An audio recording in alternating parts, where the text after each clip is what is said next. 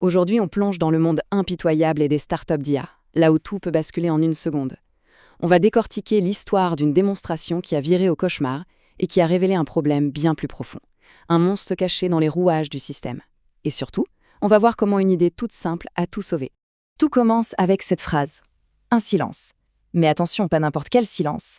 C'est ce silence lourd, électrique, qui s'installe juste avant soit un triomphe, soit une catastrophe monumentale. On pourrait le couper au couteau. Imaginez la scène. C'est le moment de vérité. Devant les investisseurs, l'avenir de l'entreprise est en jeu. Tout repose sur une seule chose, la performance de leur intelligence artificielle, leur bébé, censé réinventer complètement la façon dont on découvre des films. La pression est à son comble. Et là, c'est le drame. Le PDG, plein d'assurance, demande à l'IA une recommandation pour un fan de films d'horreur bien extrême. Et l'IA, leur bijou de technologie, répond quoi? Un film d'animation sur des licornes. Le décalage est total. C'est le grand écart absolu entre la promesse et la réalité. Malaise dans la salle. Bon, cet échec cuisant, ce n'est pas juste un petit bug. Non, c'est bien plus que ça. C'est le symptôme, la partie visible d'un iceberg qui cache un problème bien plus grave. Et c'est là que notre histoire commence vraiment.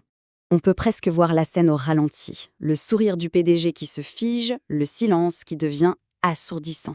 En une fraction de seconde, toute la crédibilité de leur IA vient de s'évaporer.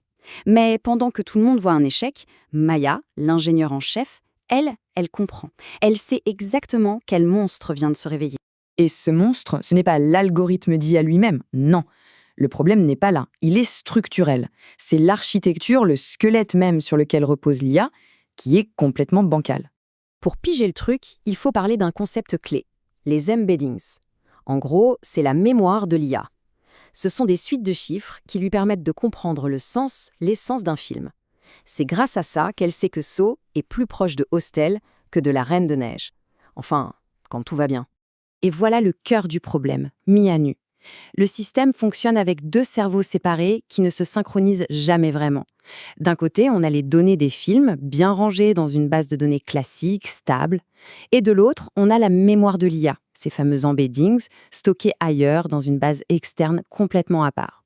C'est cette division qui sème le chaos.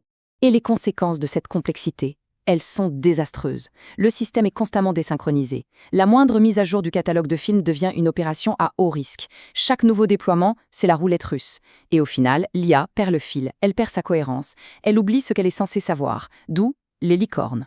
Face à ce désastre, la tentation aurait été de rajouter une rustine, un nouveau bricolage pour que ça tienne.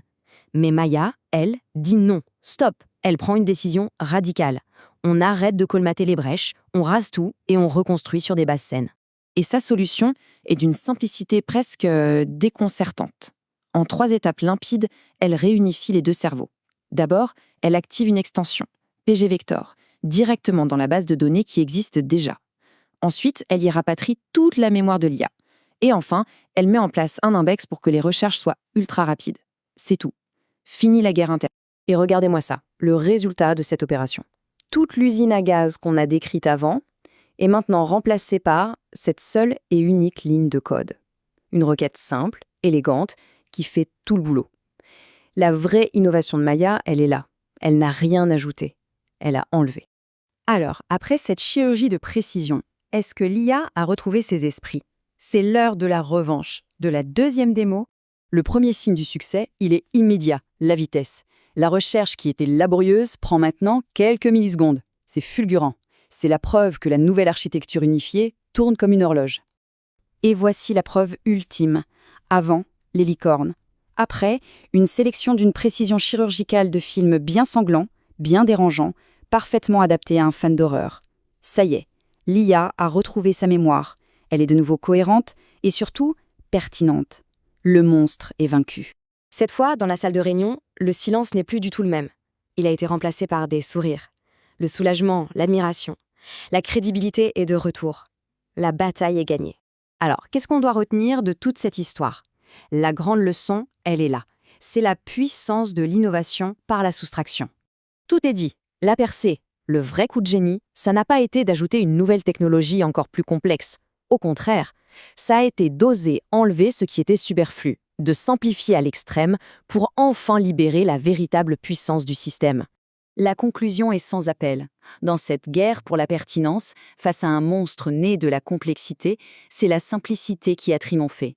Et cette histoire nous laisse avec une question fondamentale, une question qu'on devrait tous se poser dans nos propres projets.